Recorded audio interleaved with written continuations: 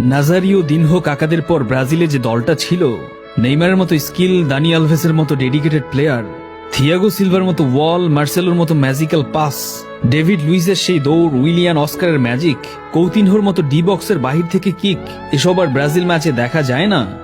গত কয়েক বছর আগেও ব্রাজিলের জয় নিয়ে টেনশন করা লাগতো না, বরং কয় গোলে জিতবে সেটা নিয়েই ভাবনায় থাকতো দর্শকরা। আবার সেই পুরনো ব্রাজিল কখন যে ফিরবে? 22টি বিশ্বকাপের সবগুলোতেই অংশগ্রহণ করা ব্রাজিলের বিশ্বকাপ খেলা নিয়েই শঙ্কা। এমন পরিস্থিতি তো ইতিহাসেই বিরল। তবে 2002 বিশ্বকাপ আগেও কিন্তু তারকাখচিত ব্রাজিল দলটি খুঁড়িয়ে খুঁড়িয়ে বাছাই পর্ব অতিক্রম করেছিল।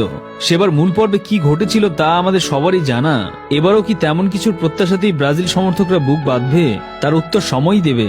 যুগের পর যুগ ব্রাজিলে অনেক কিংবদন্তির জন্ম হয়েছে নান্দনিক সাম্বা ফুটবলের কারিগরি দিয়ে, আর গত এক যুগে তার ছিটে ফোটাও দেখা মিলে না। হারিয়ে যেতে বসেছে ব্রাজিলের সেই নান্দনিক ফুটবল। ডোরিবাল 13 ম্যাচে মাত্র 6টাতে জিতেছে। এটা কি ব্রাজিল ফুটবলে মানায়? এইরকম একটা স্ট্যাট দেখার পরও প্রেসিডেন্ট বলেছে 26 পর্যন্ত নাকি ডাগ আউটে সেই থাক।